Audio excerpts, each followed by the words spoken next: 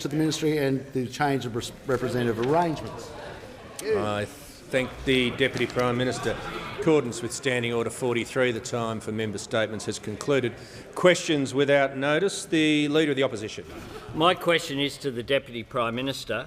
The Deputy Prime Minister has mounted two leadership challenges, one on the very day in which this parliament honoured bushfire survivors and one during a global pandemic.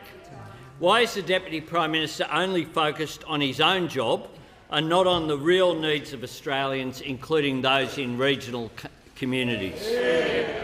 The Deputy Prime Minister has the call. Well, I thank the honourable member for his question, and I'd first and foremost like to say a huge thank you to the work for the member for Riverina, who did a remarkable job, a man who is noted for the dignity Members on my in left. which he conducted his office, a person who we are absolutely certain will go on to further representation of our nation as a person who can be an incredible asset. And here I am, Mr. Speaker, Deputy Prime Minister, if Deputy Prime Minister can just pause for a second. Just pause for a second. Members on both sides won't interject. They know what will happen if they do. The Deputy Prime Minister has the call. Well, thank you, Mr. Speaker. And we know, of course, why it's rather a sensitive issue on the other side. We know why it's a sensitive issue on the other side because I think I'm looking at someone here who might be under a little bit of pressure himself. A little bit of pressure himself. And whilst I was on the backbench, I got to know quite a few people from the Labor Party, and it's a very interesting conversation we'd have about their current leader. But I tell you what, for the member for Grayndler, I'm his biggest backer. I am this man's biggest backer. I want you to be there for the long haul. I don't want you going Deputy anywhere. Prime Minister will resume his seat. The Leader of the Opposition on a point of order. Pretty obviously relevant, Mr. Speaker. This is a very strange rant. I just asked the Leader of the Opposition to resume his seat. Well, no, hang on. Both the Deputy Leader and the Leader of the Opposition will resume his seat. As the Leader of the Opposition sat down, he said the question was about jobs, but when the preamble, which I was happy to allow because I like to allow questions where I think they fit within the standing orders, whilst the preamble, frankly, was about two leadership challenges, it does open up the subject, and I think you can't expect me to be very liberal on the question and very strict on the answer. So I think the question was asked in a particular way, and I think the Deputy Prime Minister is in order. Well, thank you, Mr. Speaker, and why stop the fun? There's the preamble, there's the outcome. There is the outcome over there. We know where we're off to, but I tell you what, when you need the numbers to stay there, member for Grayndler, come and call me, because I am your biggest supporter. We need you there. We are a big supporter of you because you are going so very, very well. You are going so very, very well. And every time we are struggling with an argument, out in the regions, in Wagga, out in Bud Desert, and Tamworth, if it's getting a bit uncomfortable for us, we just say, but the alternative is Mr. Albanese, the member for Grayndler, and then you win the argument. It's all over. It's remarkable. It's remarkable. You have been here. You also were the Deputy Prime Minister, weren't you? I think for about 83 days. 83 days. And I hope you enjoyed that experience, because it's as high as you're ever going to get. Members on both sides. The Manager of Opposition Business on a point of order. Just in terms of who we're able to ask questions of, I'm not sure why, but the Prime Minister doesn't appear to have turned up. Does that mean that we have the Acting Prime Minister at the chair? The Leader of Manager of Opposition Business will resume his seat. The Leader of the House. On indulgence. Leader of the House will. On indulgence, pause. I just wanted to say that we'd rectify.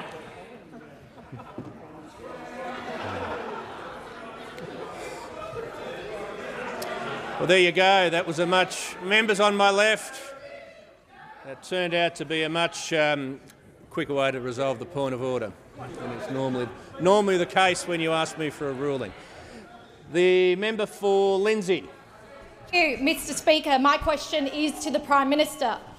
Will the Prime Minister please update the House on how the Morrison government is standing up for Australians by delivering on its plan to build a stronger, safer and more secure nation? The Prime Minister has the call. Thank you, Mr. Speaker, and I thank the member for Lindsay for her question. She knows that we are living in an increasingly uncertain world, and the government is taking action to keep Australians safe. That has been a core objective of our government, to keep Australians safe. The pandemic, Mr. Speaker, the recession that has caused the escalating tensions in our region, the sophistication of criminal gangs and predators who would seek to harm Australians, particularly women and children, and the potential for resurgence of the people smugglers' trade is ever present. Standing up for Australia, standing up for our values, Members our way on of my life, left will cease their conversations. Prime Minister has the call. Thank you, Mr. Speaker. Standing up for Australia, standing up for our way of life, our values, not bowing to any coercion or pressure that might come from anywhere, Mr. Speaker. Prime Minister will pause for a second. The member for Kennedy. Member for Kennedy's resumed his seat. Good. The Prime Minister has the call. Thank you, Mr. Speaker. Standing up for Australia is what our government does, for our values, for our way of life, but our government also, the member for McNamara will leave under Standing Order 94A. Works to protect Australians from harm. Now, Mr. Speaker, in particular, that involves the work that the Australian government has done with the states and territories to keep Australians safe during this pandemic. Operation COVID Shield has now seen, with the vaccination program, almost two-thirds of over 70-year-olds now having received their first dose. Almost 50%, 48.62% of over 50s having received their first dose, and over a quarter of Australians aged over 16 having received their first dose. Some 128,643 on Monday received a dose, Mr. Speaker. That is the highest Monday record we've seen.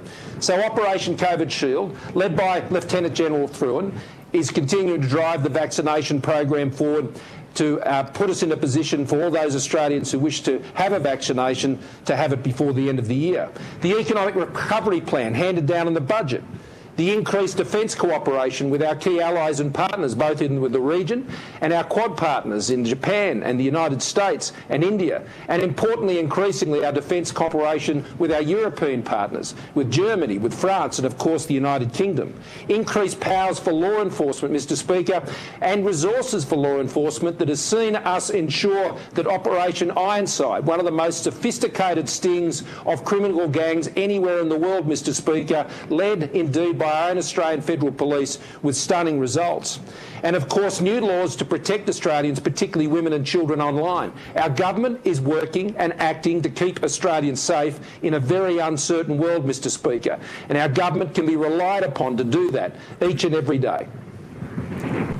The Leader of the Opposition. Thanks, Mr. Speaker. My question is to the Deputy Prime Minister, and I refer to the Deputy Prime Minister's statement, quote, "I don't want the government any more in my life. I'm sick of the government being in my life."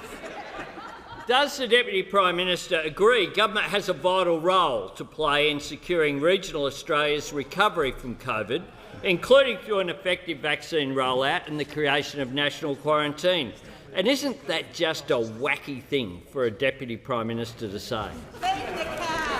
Members on my left, the Deputy Prime Minister has the call. Thank you very much, Mr. Speaker. I suppose I was reflecting on what would happen if the member for Grayndler was the government. And I must say, at the time, it was terrifying. It was terrifying. I was overcome with fear and trepidation as to what might happen if the Labor Party was to be the government. But later on, after I cooled down, I realised that we're the government, and everything was fine. But when we go to the rollout, we've got 6 million. We've over 6 million, 6.6 million people, I think, have now been part of the process of being vaccinated, and that's a great outcome. 1 in 4 adults, and Australia has got nothing but a sense of pride about what we've been able to do, in that other areas where hundreds of thousands of people have died, other nations where we have had through the globe millions of people have died. Australia has been so blessed, and we've also been so fortuitous, and we've also had the best government in place. We've had the best government in place, and it's because of the diligence, because of this diligent Members on my left, the Leader of the Opposition. A rowdy lot, aren't they? Because of the diligence of this government and the work of, and I'm about to refer to the Health Minister here, the work of the Health Minister, that we've had the capacity to keep Australians safe and to give them confidence that we know how to make sure that we get the Australian people to the other side of this pandemic. And now I defer to the Minister for Health to add to my answer. The Minister for Health. Thank you very much, Mr Speaker, and I'm delighted to support the Deputy Prime Minister. The Minister for Health. Minister for Health will pause for a second. The Manager of Opposition Business on a point of order. I'm just trying to work out the basis on which the Deputy Prime Minister can refer to the Minister for Health on a question that is about why he's made a personal statement. No, the question also referred to a number of other things, including the vaccine rollout, for which the Minister for Health has square responsibility. The Minister for Health has the call. Indeed, in particular, what we've seen in the last 24 hours is 128,000 Australians step forward to be vaccinated, significantly more than we were anticipating at this point in time, and I think a very heartening response for Australia. Last week, ATAGI made a decision which reflects the medical advice and which we respect. But this week, Australians have stepped forward, and they've done so right across Australia, in the cities and in country towns, in regional areas, exactly as the Deputy Prime Minister was saying.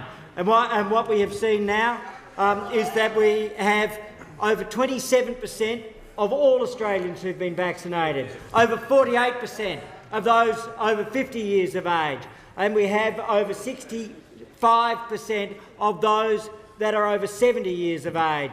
And all of these things are coming together that mean whether you are in the country or the city, whether you are in rural or regional Australia or any part of Australia, you are being kept safe and you are keeping others safe by stepping forward to be vaccinated. Good Minister. The member for Wide Bay.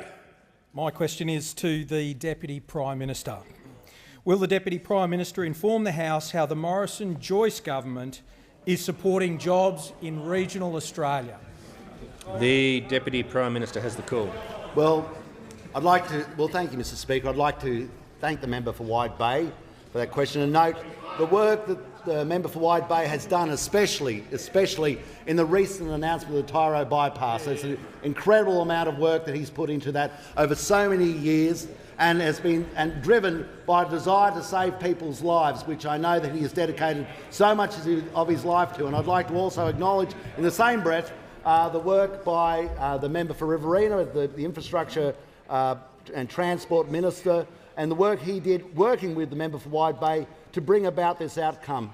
Now, the question was asked about jobs, and of course, before I resigned, we started on the process and achieved the funding of the Inland Rail. The Inland Rail, which is the corridor of commerce that will connect Brisbane to Melbourne.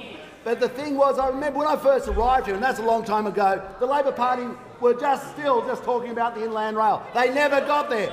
We're building it right now. It's happening. And on the issue of jobs, it's the people on this side, who reside on this side of the chamber, who understand that our standard of living is determined by our terms of trade.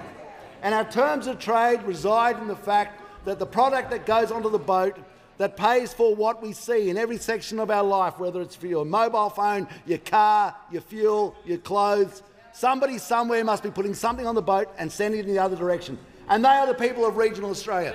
People that sometimes you probably don't go too close to, like the coal miners of central Queensland, like the coal miners of the Hunter Valley, like those people who actually have the remaining manufacturing jobs from the remaining manufacturing jobs that you are so desperate to get rid of, and they'll be reminded of the jobs that were lost when the Labor Party closed down the live cattle trade.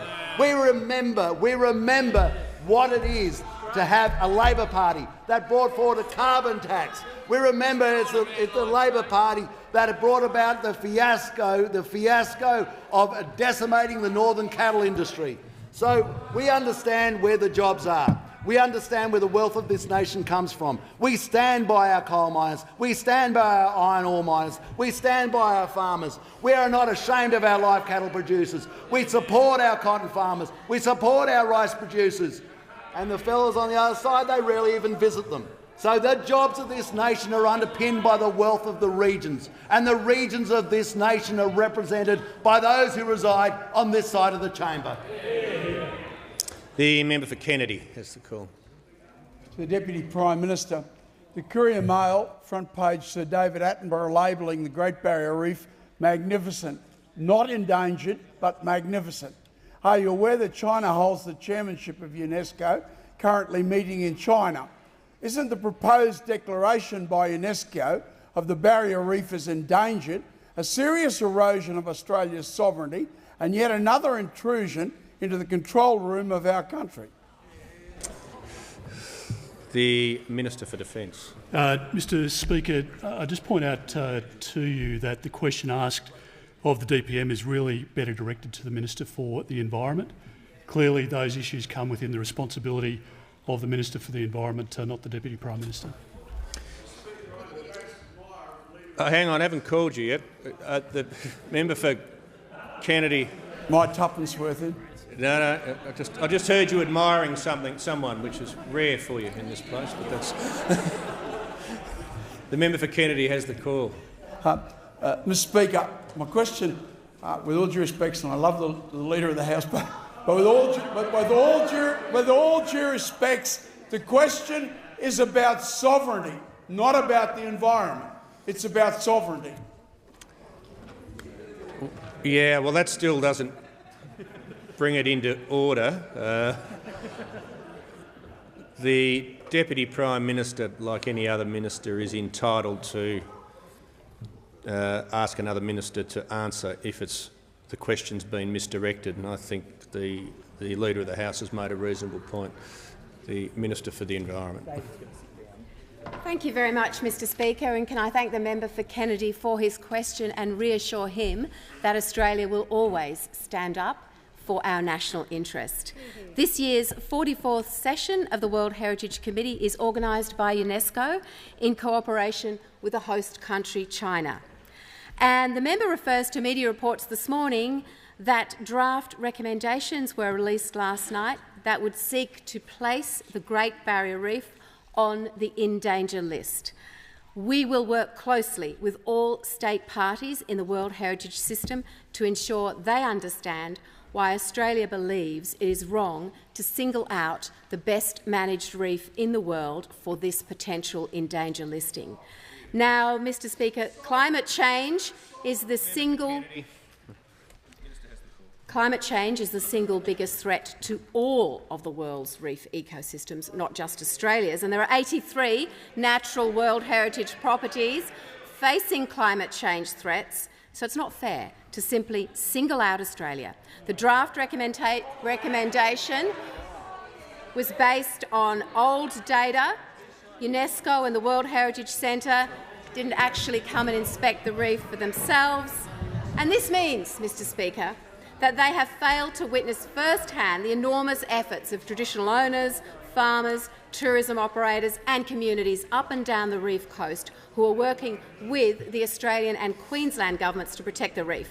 There are 200 different reef protection projects happening on the ground because of our investment. That's a $3 billion combined investment, which builds on the Liberal National Coalition's fine history of protecting the Great Barrier Reef. And I'd like to remind the House, Mr Speaker, and the member for Kennedy would be only too aware of this, that it was the Fraser government which in 1975 banned oil and gas operations on the Great Barrier Reef. In 1981, it was under the stewardship of the Liberal National Parties that the Great Barrier Reef won World Heritage status. On this side of the House, we have a proud and determined record in protecting this national icon, and that will continue. The member for Franklin. Thank you, Mr Speaker. My question is to the Deputy Prime Minister. The head of Women in Agriculture has said reappointing the Deputy Prime Minister to his role would be a demonstration government members, quote, haven't been listening to women, end quote. In his capacity as Minister for Regional Development, what does the Deputy Prime Minister say to women in agriculture? The Deputy Prime Minister has the call. Well, I thank the honourable member for a question, and might I say, as father of 4 daughters, that I have obviously an incredible vested interest in making sure that women in agriculture, women in every section of society have the best opportunity and the safest environment that they could possibly live in. I note that in agriculture, as we well know, so many businesses are a partnership where that family unit is instrumental. It's instrumental in the success of the operation. And that was the family unit that I grew up in with my mum and my dad, and where mum, if she wasn't running the finances of the farm, she was also at times the worker in the paddocks with dad. So in farming, it is really truly a partnership between both the mum and dad in a unit to try and make sure that that business operation works. More so, I would say, than many other areas of work within the nation. So it was without a shadow of a doubt that I have the greatest respect for what is truly half the reason that the Australian agriculture has had the success that it has had. The member for Wentworth. Thank you, Mr Speaker. Mr Speaker, my question is to the Treasurer. Will the Treasurer please inform the House how the Morrison government is continuing to strengthen our economy and provide more jobs and greater economic security to hard-working Australian families across the country? And is the Treasurer aware of any alternative approaches? The Treasurer has the call. Thank you, Mr Speaker, and I thank the member for Wentworth for his question and acknowledge his expertise and experience as one of Australia's leading diplomats, Mr Speaker, working in the private sector and being an outstanding advocate of the people in Wentworth, Mr Speaker. Now, despite everything that has been thrown at the Australian economy, including the reckless negativity and the fear-mongering of those opposite, the Australian economy is roaring back, Mr Speaker. Unemployment is down, growth is up, and we've seen Australia's economy lead the world, Mr Speaker. We saw unemployment in May at 5.1%, 115,000 new jobs. 85% of those jobs were full-time jobs, Mr Speaker. And we've now seen more women in work than ever before, Mr Speaker.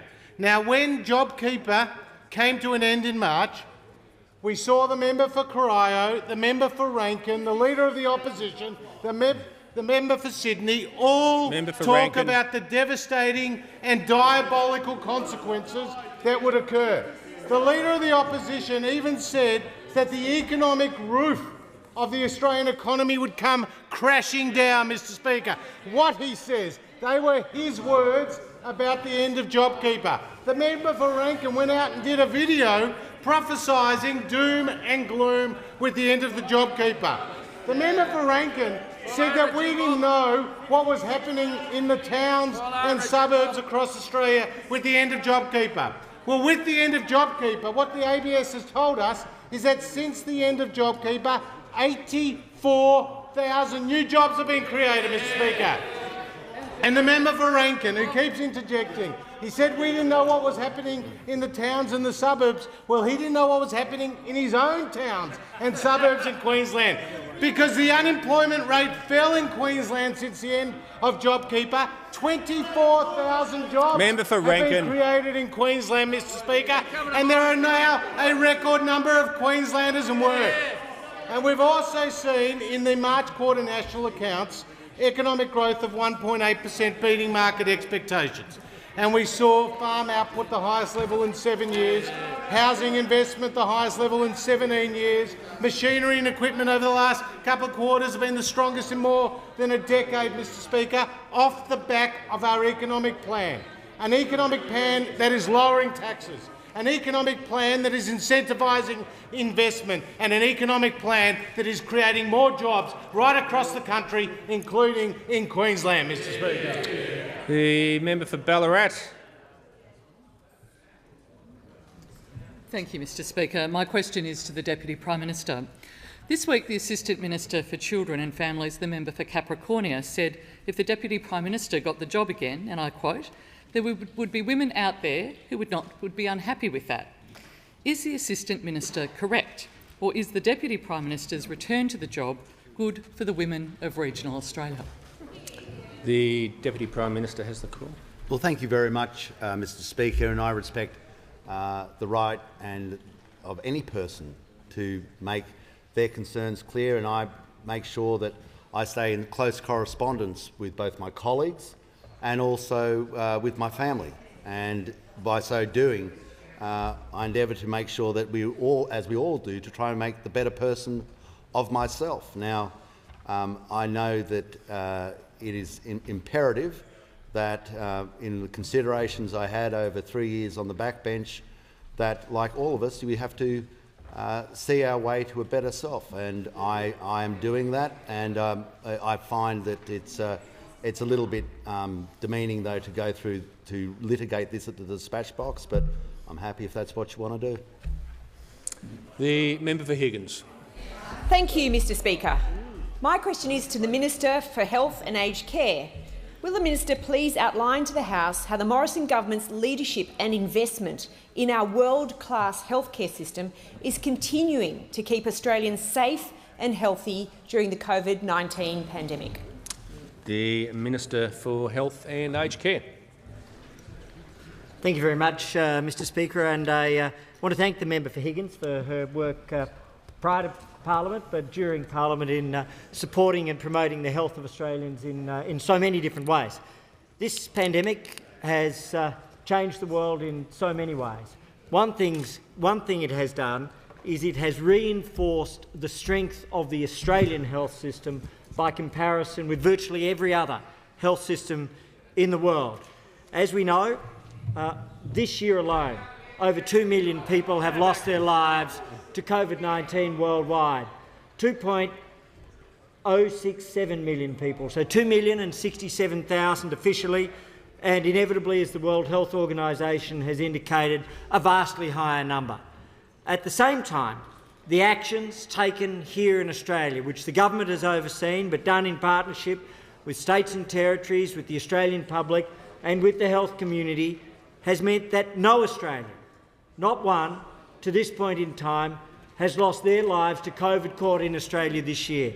That comparison, as I have mentioned before, is almost unimaginable. It is almost inconceivable that any country the size of Australia could have an outcome such as that in the midst of a global pandemic. But many things have come together to create that outcome.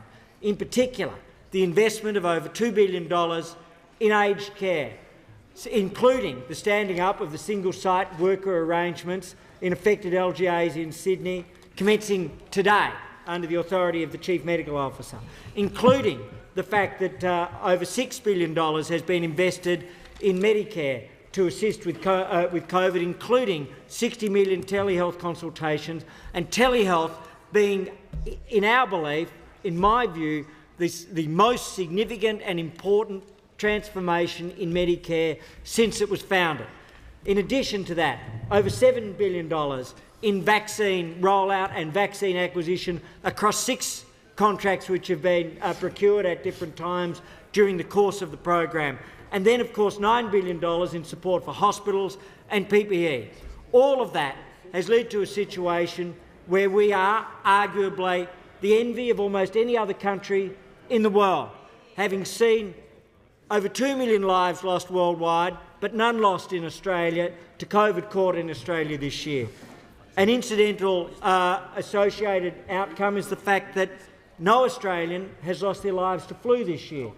In an ordinary year, on average, over the last 5 years, 105 Australians tragically would have lost their lives to flu. None at this point in time. 35,000 Australians would have been diagnosed with flu. At this stage, it's approximately 350. And so these things together are saving lives and protecting lives. The member for Cowan. Thank you, Mr Speaker. Mr Speaker, my question is to the Deputy Prime Minister, and I refer to yesterday's comments by the WA Nationals leader, Mia Davies, who in 2018 called for the Deputy Prime Minister to resign. I quote, "I'm disappointed the party felt they needed to change leaders. I think it shows they're focused on internal matters instead of the people of regional Australia." In his capacity as Minister for Regional Development, is Ms Davies correct? The Leader of the House on a point of order. Well, Mr Speaker, if I might say, there's a lot of latitude being given to the opposition in relation to some of these questions. I contend, Mr Speaker, that question is out of order. Pause for a second. Members on my left will contain themselves. The Leader of the House is entitled. Leader of the Opposition. The Leader of the Opposition and all members on my left will not interject. I'm hearing the point of order. Mr Speaker, I believe that that question should be ruled out of order. The Deputy Prime Minister doesn't have responsibility in relation to those comments that the honourable member has cited. I don't know the accuracy of those comments, and I don't think that the Deputy Prime Minister should be asked to respond to it. No, what I am going to do, I won't hear from the Manager of Opposition Business only at this point in time. I'm going to rule the question out of order and give the opportunity to the member for Cowan to rephrase the question, and I'll tell you why. I've made it very clear in the past, and I know the member for Isaacs hasn't forgotten this, that the substance of the question has to be in order. In other words, you cannot use the majority of what's asked, that is deliberately out of order, and then simply bolt on the reference to the ministerial responsibility at the end. In other words, there was very little question and a lot of comment that related to internal party matters, which is prohibited from being in questions under the practice. But I am happy to hear from the Leader of the Opposition as it is on this. The quote from Mia Davies is about, the quote is, "I think it shows their focus on internal matters instead of the people of regional Australia." There can't be any quote more in order to ask the Minister for Regional Development than whether they're not focused on the interests of regional Australia, they're just focused on internal matters. That's why it is relevant, and the member for Cowan asked, in his capacity as Minister for Regional Development, is Ms Davies correct? It is, in my view. Well, could I just hear, I might have misheard the question, and if I've made a mistake, I'll acknowledge that, but can I just hear, perhaps it'd be better if the member for Cowan didn't read the whole question, but certainly the part in the quote about regional Australia, if I misheard that. Would you like me to read the whole question? No, I just said no, just the part about... The part of the quote. The quote is, "I'm disappointed the party felt they needed to change leaders. I think it shows they're focused on internal matters instead of the people of regional Australia." Yeah, OK, I'm going to allow it on this occasion, but I think I've warned what I'm looking for, and I hope I make it clear to those asking the questions they can't seek to ask questions that are essentially out of order, but that quote I think does enable the question to be answered. The Deputy Leader of the Opposition. Well, thank you very much, Mr Speaker, and the Leader of the Nationals in Western Australia is most certainly entitled to her views. although of course I don't agree with them, and I don't agree with them. I'll tell you why. Because since 2013, the Nationals and the Liberals have committed to more than $2.8 billion through our regional grants program. That's most certainly focusing on regional areas. This is on top of more than $2.3 billion committed through the community development grants programs, which most certainly concentrating on regional Australia. And we can have a look at some of the program examples of the $1.2 billion we put towards the Building Better Regions Fund, something that was actually set up by the Nationals and delivered by the Nationals. The Australian government has announced a further $250 million towards a sixth round, which is obviously going towards regional Australia to look after regional Australia. More than $331 million has gone towards the Drought Communities program, which is delivering more than 687 projects.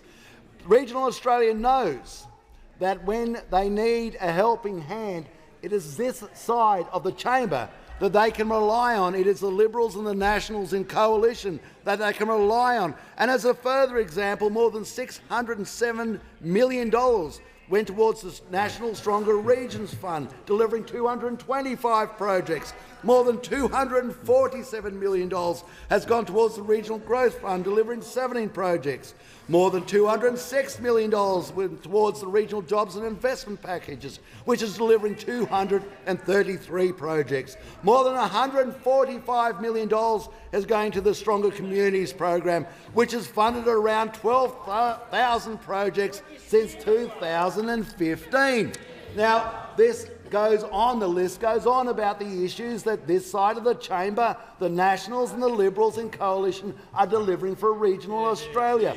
When we had to, and especially for Western Australia, when that side closed down the live cattle trade, this side was responsible for driving for it to be opened up again.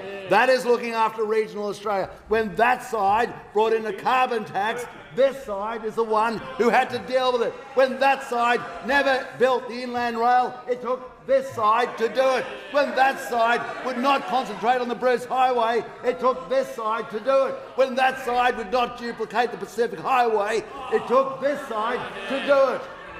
We are the party that looks after regional Australia. We continue to look after regional Australia, and that is why regional Australia votes for us, and you have left them so far behind that there's only a couple of seats left. One's up there, and he's only just with you. He's only just with you, and the rest have all gone.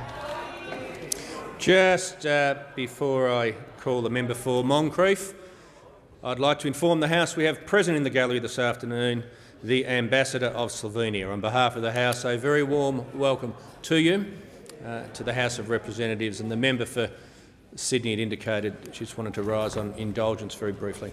Thank you, Mr. Speaker. Dobrodošli, spoštovani gostje. It's a great pleasure to be able to celebrate in the Australian Parliament 30 years of Slovenian independence this week. The member for Moncrieff. Thank you, Mr. Speaker. And my question is to the Minister for Defence. And will the Minister update the House on the Morrison government's plan to keep Australians safe by protecting Australian families, businesses and critical infrastructure from threats posed by malicious cyber actors? The Minister for Defence has the call.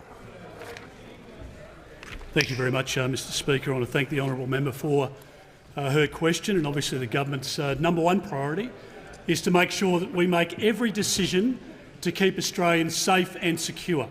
And, Mr. Speaker, we've demonstrated that in the budget, a $270 billion investment over this decade to provide support to the Australian defence men and women to keep Australia safe. Now, when Labor was in power, they took $18 billion out from the men and women of the Australian Defence Force, and it meant that they couldn't invest in the sort of equipment that can give the capacity to the Australian Cyber Security Centre and the Australian Signals Directorate, Mr. Speaker, to deal with the very real reality of cyber attacks and ransomware attacks. Mr. Speaker, every Australian understands somebody in small business or in their own family group, their mum or their dad, one of their grandparents, has been the subject of a cyber attack, Mr. Speaker.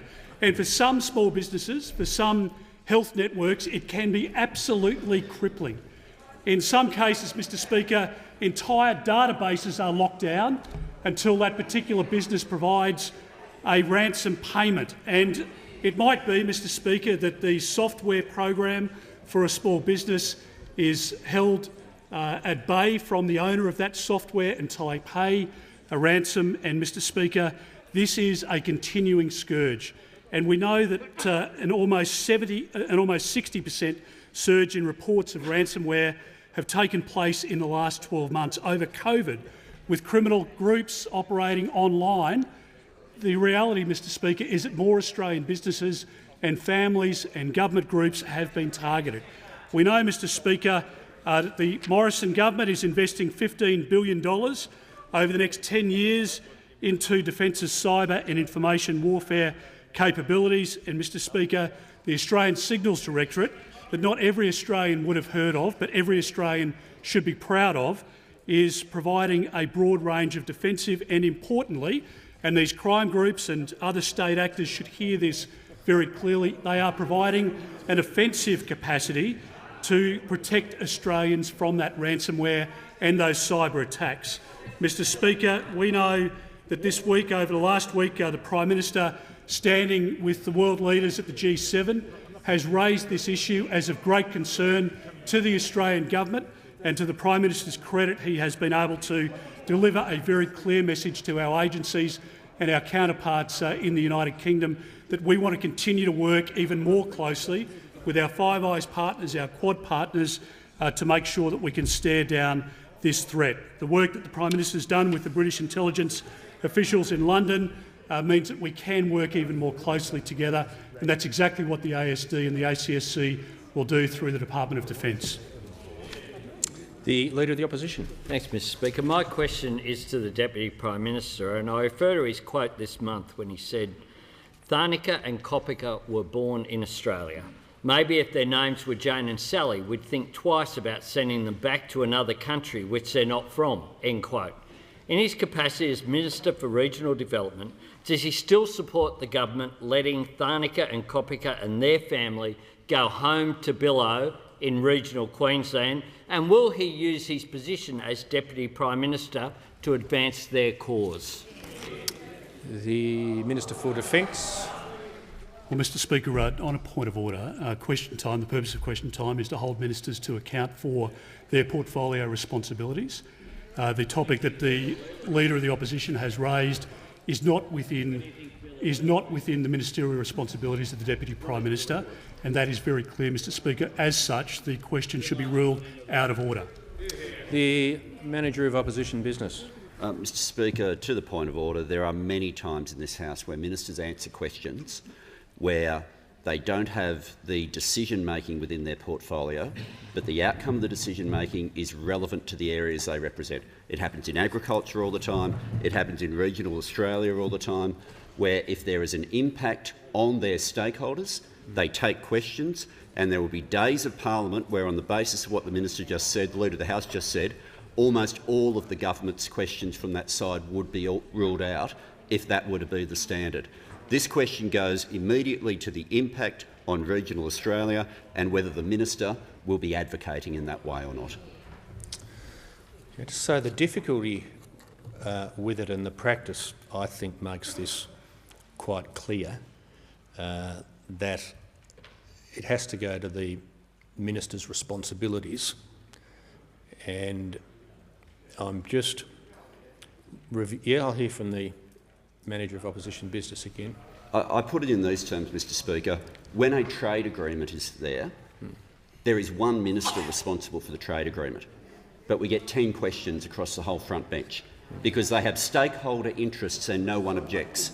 Here, regional Australia has a stakeholder interest in this family, and that's what's being asked. But what's also being asked, and this is the difference in what the Manager of Opposition Business went to, and I've obviously had cause to reflect on this prior to today.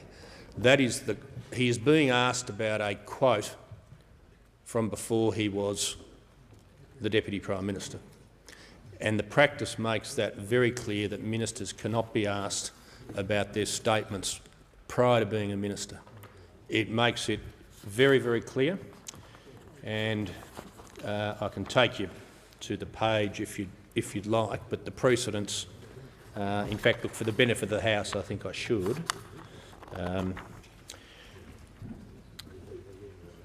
Ministers can only be questioned on matters for which he or she is responsible or officially connected. A minister may not be asked a question about his or her actions in a former ministerial role, and it talks about statements as well.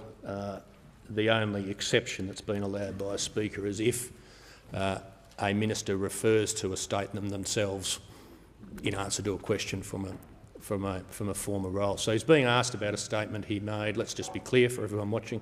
He's being asked about a statement he made when he was a backbencher, not the Deputy Prime Minister, and the practice has made very clear those questions are out of order. No, it doesn't. I mean, I know he's being invited to answer it. Even if the question's out of order, it's out of order. Simple as that. So, the member for Sturt. Thank you, Mr. Speaker. My question is to the Minister for Home Affairs. Will the Minister please update the House on the Morrison government's plan to keep Australians safe by addressing the serious threat of organised crime through Operation Ironside? And will the Minister inform the House on our plan to ensure our law enforcement agencies have access to vital data held overseas? The Minister for Home Affairs. Almost took you out. Sorry about that. I thank the member for his question, and clearly community safety is an issue of priority for him, and I congratulate him on all of the work that he has done to ensure that the members of his community in the electorate of Sturt are safe and secure. And of course, community safety was greatly enhanced, improved by the success of the AFP's Operation Ironside, which delivered a very serious blow to organised crime in this country. It took out a number of very dangerous criminals at the highest levels of organised crime. And this has a flow-on effect right through the crime supply chain. It means that there will be less drugs, less guns, less violent criminals on our streets. And no matter how sophisticated or global the operation is, the bottom line is that we need to ensure the safety and security of all Australians and to make sure we are keeping our communities safe. Now, one of the keys to the success of Operation Ironside was how the AFP leveraged their trusted relationships with international counterparts. And these are relationships that have built up over many years, if not decades. So the AFP worked very closely with the likes of the FBI, the UK National Crime Agency and other international agencies in what was truly a global effort. And again, Australia did some pretty heavy lifting, with more than 4,000 members of the AFP and state and territory police across the country engaged on this operation.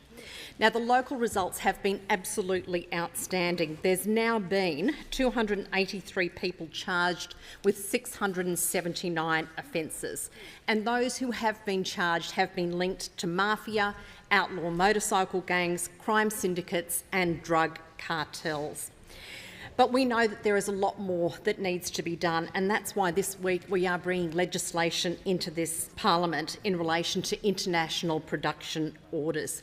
This is very critical legislation that will support our relationship with the United States as we look at various agreements, particularly the Oz-US Cloud Act agreement. What this will do is fast-track the amount of time it takes for our police to access data that is held overseas, principally in the United States. And as we all know, organisations such as Facebook, Google, Microsoft, Apple are all headquartered in the United States. So this legislation that will be coming into the House to be debated will open up opportunities for the Australian Federal Police, for our agencies, to access that information in a timely manner. And that, of course, is good for all Australians and our safety and security. The Leader of the Opposition. My question is to the Deputy Prime Minister. The National Farmers Federation has backed a net zero target for emissions by 2050. Are the regional Australians who want the job opportunities from net zero, including the National Farmers Federation, wrong? The Deputy Prime Minister has the call. Well, thank you very much, Mr Speaker, and I thank the member for Grayndler for his question. And I note his reference to job opportunities and state that it'll always be this side of the House that is absolutely focused on job opportunities and making sure that people maintain their jobs.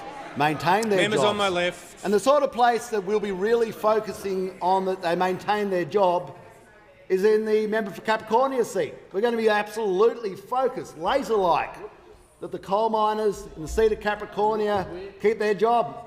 We're going to be absolutely laser-like focused that we get Rookwood Weir built. We're going to be laser-like focused up in the member for Flynn seat, that those miners keep their jobs.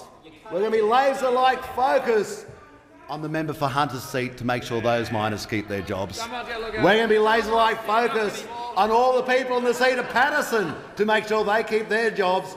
And the member for Shortland, we're going to be laser-like focused to make sure the people in their seat keep their jobs. We are going to be laser-like focused to make sure that they keep their jobs and you keep yours, and you keep yours. We want him to keep his job. We want him to remain the leader of the opposition. We want him to stay there for years and years and years. We want you to get long service leave as the leader of the opposition, because on this side, yes, we care about their jobs. We care about their jobs. And I know it's hard. I know it's hard for the member for Grayndler because you're tied to the aspirations of an inner suburban electorate and Green preferences, and that's a tough Just so the Deputy Prime Minister's just drifting away from the question now at this point. I'm sorry. Well, I take your instruction, Mr Speaker. But talking about regional jobs, as the member for Grayndler, the Leader of Opposition, brought up, yes, on our side of the political fence, we focus on regional jobs all the time, like we focused on them in the live cattle trade, like we focused on the regional jobs that were going to be lost when you brought in a carbon tax. And what we notice when we're focusing on regional jobs, that now there is, within the opposition, there are two groups. There's one group that's kind of supposed to be in the Labor Party, but they're not really. They wish they weren't. No, I just say to the Deputy Prime Minister, the question was about government policy, not opposition. I'll just close and say that we're doing a very good job on regional jobs. The member for Reid. Thanks, Mr Speaker. My question is to the Minister for Communications, Urban Infrastructure, Cities and the Arts. Will the Minister please update the House on how the Morrison government's online safety bill will deliver on our plan to keep Australians safe online? The Minister for Communications has the call. Well, I do thank the member for Reid. Of course, she brings into this House distinguished experience as a psychologist, extensive academic qualifications, extensive experience in practice, and she understands the importance of online safety and the implications for the mental health of children and of adults. And what she also knows very well and is strongly committed to, as everybody on this side of the House is the very strong record of our Liberal National Government when it comes to online safety. We created the world's first Children's E-Safety Commissioner in 2015 to remove cyberbullying material aimed at children and illegal online material such as child sexual abuse material. We expanded the remit of that office in 2017 to include all Australians, and we introduced a scheme to support victims of image-based abuse, something which is absolutely devastating if you're the victim of this, and overwhelmingly it is women who are the victims of image-based abuse online. And in April 2019, we expanded the powers of the office to deal with abhorrent violent material following the appalling live streaming of the murder of over 50 people during the Christchurch mosque attack. And these initiatives, these measures, are supporting thousands of Australians every year. Indeed, since 2015, the E-Safety Commissioner has handled some 61,000 complaints about harmful online content. And of course, we're continuing to support the E-Safety Commissioner. More funding this year, more funding through the budget, funding of over $125 million over the next 4 years. So we're backing our E-Safety Commissioner and her office with serious resources to do a serious and important job. But there is more to do, Mr Speaker. We're introducing a new Online Safety Act before the Senate as we speak, or before the other place as we speak. The standards and rule of law that we enjoy in the town square should also apply online. Those who bully, intimidate, threaten and harass online should be dealt with the same way as if they were to carry out that conduct on a physical street. Now, the Online Safety Bill, if it passes into law, Mr Speaker, will make it easier for the eSafety Commissioner to unmask anonymous online abusers. We're at the same time increasing through this bill criminal penalties for online abusers to a maximum of 5 years imprisonment, as we committed to do at the 2019 election, and we're requiring that images which are determined to be in breach of the requirements be removed within 24 hours. We are fighting to protect Australians online, to keep Australians safe online, as we fight to keep them safe everywhere. The Leader of the Opposition. My question is to the Deputy Prime Minister. Will the Deputy Prime Minister negotiate a new agreement on policy with the Prime Minister, and will that be made public? The Leader of the House. Well, Mr Speaker, I mean, you've ruled on this as recently as yesterday. This is a backdoor way of talking about coalition agreement, which is not, Mr Speaker, the subject of the Deputy Prime Minister's portfolio responsibilities.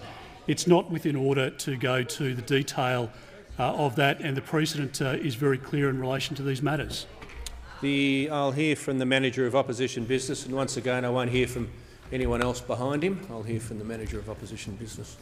Thanks, Speaker. To the point of order, the question doesn't go to an agreement between the parties. It goes to whether there's an agreement being sought between the Deputy Prime Minister and the Prime Minister, specifically about policy. If that's something that's being put in the coalition agreement, then the Leader of the House is the first to announce that. But that's not what the question asks. I'm just pondering the issue. I take the point from the Leader of the House, and certainly I had ruled yesterday on the issue of coalition agreements, and while I'm at it, I undertook, following question time, to examine the issue again, and I can certainly inform the Manager of Opposition Business. Having reviewed all the examples that are cited, certainly my ruling is consistent with that, going back to Speaker Snedden's ruling in 1978. And I won't detain the House with all the rulings since then, but I couldn't find one ruling the other way. And so I have a different problem with this question. I know the Leader of the House thinks it's a what did he say, backdoor attempt to try and ask about the coalition agreement. The issue that's still at hand here is it doesn't go to the Minister's ministerial responsibility. That's the difficulty I have with it. It doesn't. And that's been made very clear all the way through. So all any minister can be asked about and are responsible for this to this House about are their ministerial responsibilities. And so that's my difficulty. That's my difficulty with it. And for me to allow such a question, I'm being as flexible as I can, it would really have to. The only thing that would be relevant is his ministerial responsibilities, for which he's been sworn in today. No, but whatever agreements are made or not made, the accountability is to their ministerial responsibilities in this House, and I don't want to detain the House any further. I'm pretty good at it sometimes, but just really to say, it's pretty clear what he's responsible for, and they're the ministerial responsibilities he was sworn in for this morning. The Leader of the Opposition is on the point of order or seeking the call? No, seeking the call. Yes. Thanks, Mr Speaker. I seek leave to move the following motion. That the House 1 notes, A, there is a global pandemic. B, the government had 2 jobs this year: to roll out the vaccine and establish a safe national system of quarantine. C, instead of effectively rolling out the vaccine and establishing a safe national system of quarantine, the incoming Deputy Prime Minister has been focused on his own job. D, instead of focusing on the needs of Australians, the Abbott Trust, Turnbull, Joyce, Turnbull, McCormick, Morrison-McCormick and now Morrison-Joyce government has been focused on fighting itself. And E, instead of building the jobs of the future, the incoming Deputy Prime Minister has said investing in renewables is insane and lemming-like, and said the Nationals have always been opposed to a net zero target. And 2, therefore calls on members of the Morrison-Joyce government to focus on the needs of Australians and not their own jobs. Is leave granted? The Leader of the House? Leave is not granted, Mr Speaker. The Leader of the Opposition has the floor. I move that so much of the standing and sessional orders be suspended as would prevent the Leader of the Opposition moving the following motion immediately: that the House 1 notes A, there is a global pandemic; B, the government had 2 jobs this year: to roll out the vaccine and establish a safe national system of quarantine; C, instead of effectively rolling out the vaccine and establishing a safe national system of quarantine, the incoming Deputy Prime Minister has been focused on his own job; D, instead of focusing on the needs of Australians, the Abbott Trust, Turnbull, Joyce, Turnbull, McCormick, Morrison-McCormick and now Morrison-Joyce government has been focused on fighting itself; and E, instead of building the jobs of the future, the incoming Deputy Prime Minister has said investing in renewables is insane and lemming-like, and said the Nationals have always been opposed to a net zero target. And 2, therefore calls on members of the Morrison-Joyce government to focus on the needs of Australians and not their own jobs. This is a government that's been focused on just one job, his job, not the jobs of Australians, not focused on the rollout of the vaccine. The Leader of the Opposition will resume his seat. The Leader of the House has the Speaker, I move the member be no longer heard. The question is that the Leader of the Opposition be no further heard. All those of that opinion say aye. To the contrary, no. I think the ayes have it. Division required. Ring the bells for 4 minutes.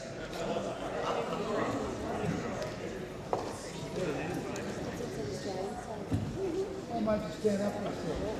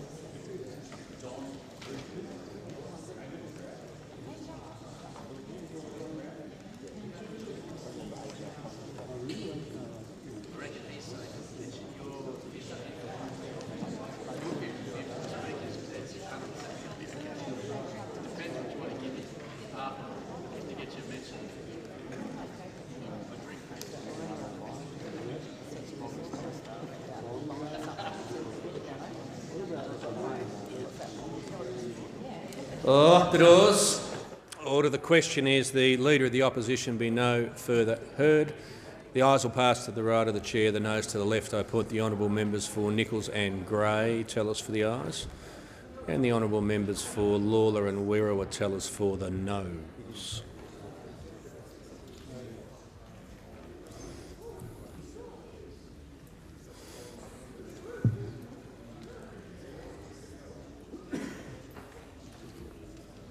The way it seems, the 18 on the doors today.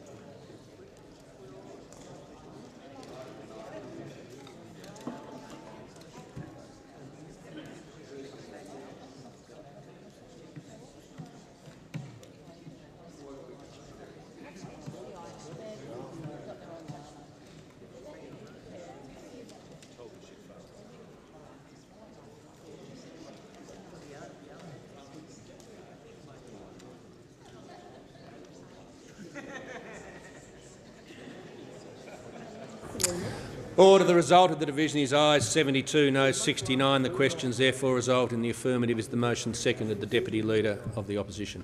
Seconded. Serious times demand serious people, and he behaves like a clown. The Deputy Leader of the Opposition will resume his seat. The Leader of the House. Mr Speaker, I move the member be no longer heard. The question is the member be no further heard. All those of that opinion say aye.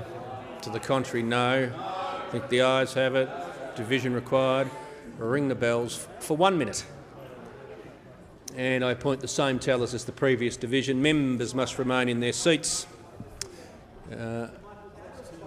unless they're changing their vote or leaving the chamber, in which case they need to report to the tellers.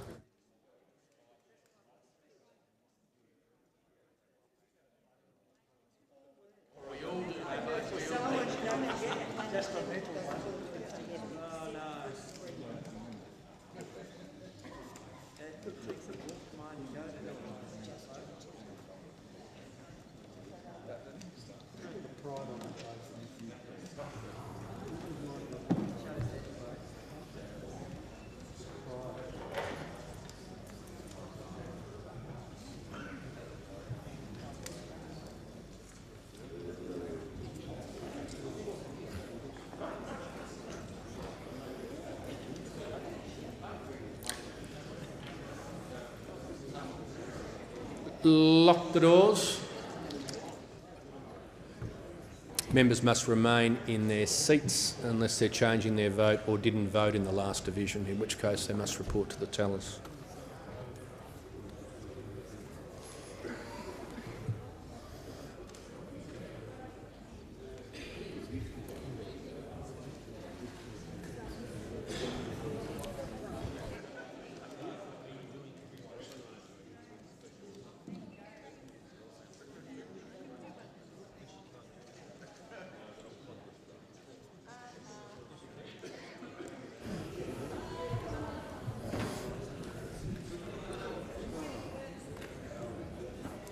Order. The result of the division is ayes 72, no 69. The question is therefore resolved in the affirmative. So the question before the House now is that the motion moved by the Honourable the Leader of the Opposition be disagreed to. All those of that opinion say aye. To the contrary, no. I think the ayes have it. Division required. I'll ring the bells for 1 minute.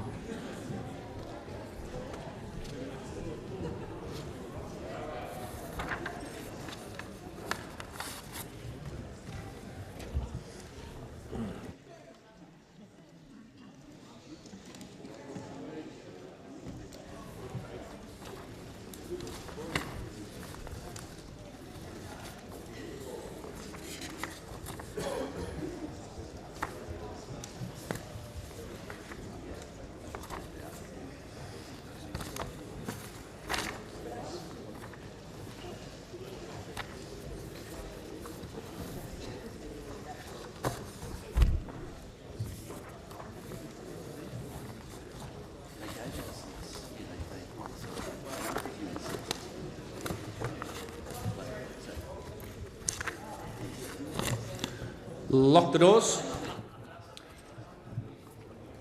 I appoint the same tellers as the previous division.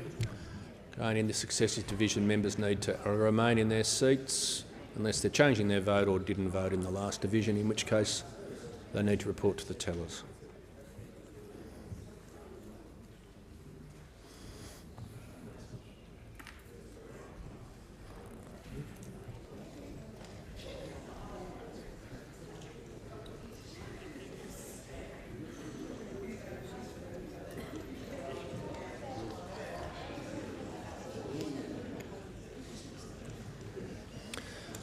Order. The result of the division is ayes 76, no 66. The question is therefore resolved in the affirmative. The member for Monash. Thank you for the call, Speaker. My question is to the Minister for Agriculture, Drought and Emergency Management, especially in his capacity for emergency management. Will the Minister update the House on how the Morrison government is supporting Victorians to recover from the last fortnight's severe floods and storm damage, and how the government is working to make Australia more resilient to natural disasters like these? The Minister for Emergency Management. Well, thank you, Mr Speaker. And can I thank the member for Monash for his question? And can I also acknowledge his leadership, but also the leadership of you, Mr Speaker, in your capacity as the member for Casey, the member for Gippsland, the member for Ballarat, and I think McEwen as well, for their leadership in supporting their communities through a trying time that tragically we saw the loss of 2 lives. And we simply say to every Australian, there is no risk worth taking. If it is flooded, forget it. But we are continuing to work with the Victorian government, in them as the lead agency, and I can inform the House that there has been 120 ADF staff that have been invited at the behest of the Victorian government to come and help in the clean-up. And I thank the Australian Defence Force, the men and women of the Australian Defence Force who continue to support Australians in their time of need. And we are continuing to also work in making sure there is immediate support to those that have been impacted. And we partnered with the Victorian government, but also federal payments in a range of support across 39 local government areas in Victoria. And it's important that people understand that support is there just for the immediate relief. There will be further support as the Victorian government makes further assessments around the damage to infrastructure. But partnering with the Victorian government, we have announced disaster recovery allowance payments, which is up to $1,960 per family. And also, because of the loss of power across a number of local government areas, up to 3-week payment of $1,680 per family, or $2,500 for small businesses, small to medium businesses, to support them as a result of those losses of power. The federal government has also initiated their disaster recovery payments of $1,000 per adult and $400 per child, and up to 13 weeks of income support for those that have lost employment or income as a result of these floods. So we are making sure there is immediate support there on the ground with the Australian Defence Force to rebuild the communities and lives of those that were impacted. But we're also looking to ensure that we look to the future. And I'm proud to say that the federal government, in partnership with the state governments around the country, have created a $260 million National Disaster Risk Reduction Framework, putting into mitigation works around the country to reduce the risk. And also, as part of the Emergency Response Fund this year, there's $50 million that has gone out into flood mitigations across the country to protect the communities right around Australia from flood. And those applications for next year will open up in July. Also, as part of the budget, the federal government announced the new Preparing Australia Fund, which is $600 million going into mitigation works, $200 million for households, partnering with households to protect their homes, $400 million in supporting community infrastructure around these towns to support them and those around. So the federal government is making a here and now investment, but also one into the future to protect lives and livelihoods from natural disasters. The Deputy Prime Minister. Thank you, Mr. Speaker. I move that further questions be put on the notice paper. Thank